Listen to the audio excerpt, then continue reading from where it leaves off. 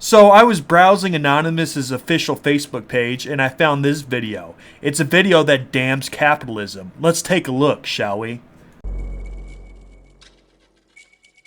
When I was a young man growing up in New York City, I refused to pledge allegiance to the flag. Oh, you're so edgy. You got my pussy so wet. Of course, I was sent to the principal's office, and he asked me, "Why don't you want to pledge allegiance? Everybody does." I said, "Everybody once believed the earth was flat, but that doesn't make it so." I explained that America owed everything it has to other cultures and other nations. That's wrong. Other cultures and other nations embraced government over capitalism.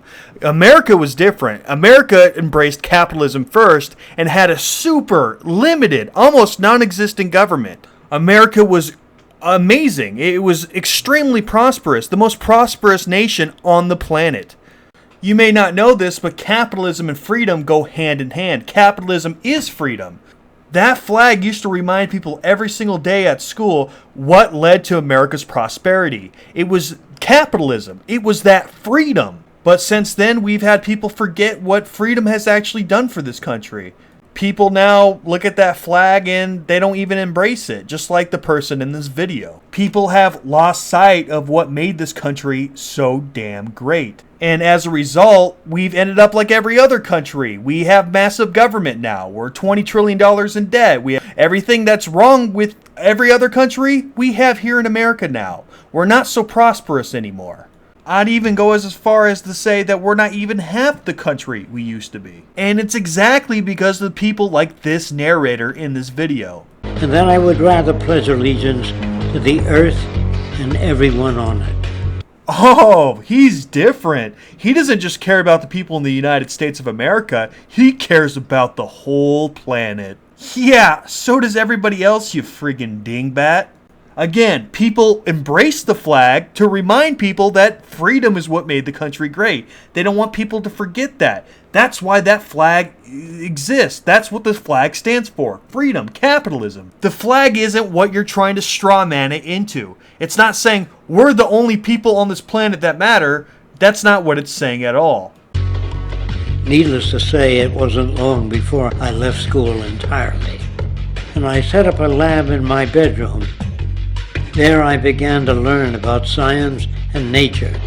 I realized then that the universe is governed by laws and that the human being, along with society itself, was not exempt from these laws. Then came the crash of 1929, which began what we now call the Great Depression. I found it difficult to understand why millions were out of work, homeless, starving, while all the factories were sitting there. The resources were unchanged. It was then that I realized that the rules of the economic game were inherently invalid. He's trying to say the money system failed. Capitalism caused this problem. But the truth is, government caused the Great Depression. The Great Depression was produced by a failure of government. The facts were that from 1929 to 1933, the total quantity of money in the United States, the amount of currency, the amount of bank deposits, what Mr. Eccles referred to as M2, that total amount of money declined by 1/3. The total number of banks went down by 1/3. And why did the quantity of money decline? It declined because the Federal Reserve System failed to prevent the decline. The Federal Reserve System could have prevented the decline at all times. There never was a moment during that period when the Federal Reserve did not have the power to prevent the decline in the quantity of money. If it had prevented the decline in the quantity of money, you might still have had a recession, but it would have been a garden variety recession. It would have been over in the middle of 1930 or early in 31 at the latest. It would not have been the major catastrophe, not only for this country but throughout the rest of the world. So the Great Depression was not produced by a failure of business. On the contrary, it was produced by a failure of government, and a failure of government in an area in which responsibility had been assigned to government since the founding of this country. Shortly after came World War II, where various nations took turns systematically destroying each other. I later calculated that all the destruction and wasted resources spent on that war could have easily provided for every human need on the planet. Yes, war costs a lot of money. You're right. And we've actually been at war 222 years out of 239 here in America. But what's funny is you're blaming capitalism for these wars. Government is what's funding these wars, right? With our tax dollars. They're the ones initiating and deciding if we go to war. And they decide to go to war almost every freaking year. It's government.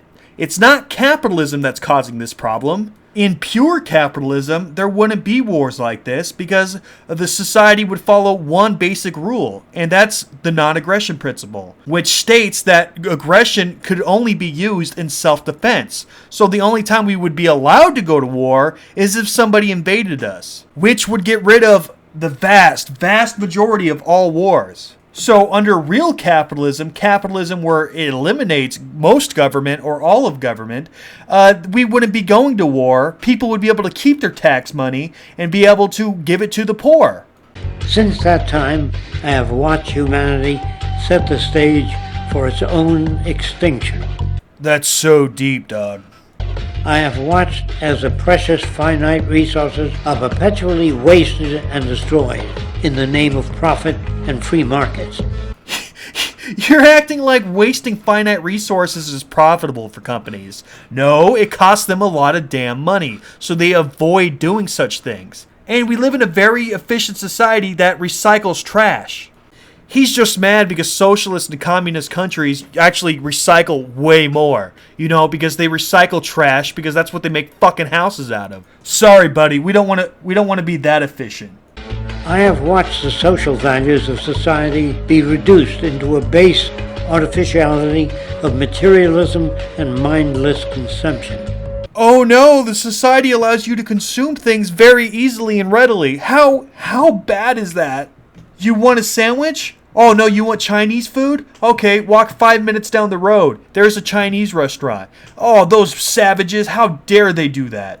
We should be making our Chinese food from scratch. And I have watched as the monetary powers control the political structure of supposedly free societies.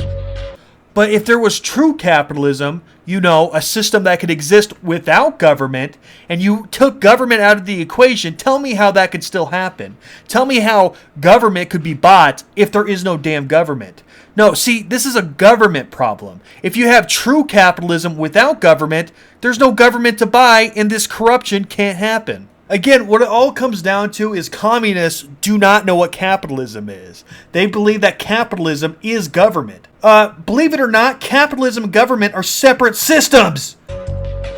I'm 94 years old now. Seriously, how does somebody get to 94 years old and not know the difference between capitalism and corporatism? And I'm afraid my disposition is the same as it was 75 years ago. This shit's got to go.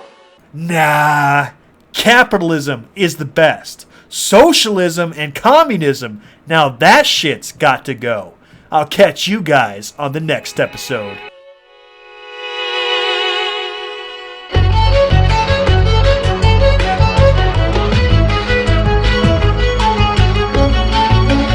Zeitgeist, a movie for morons.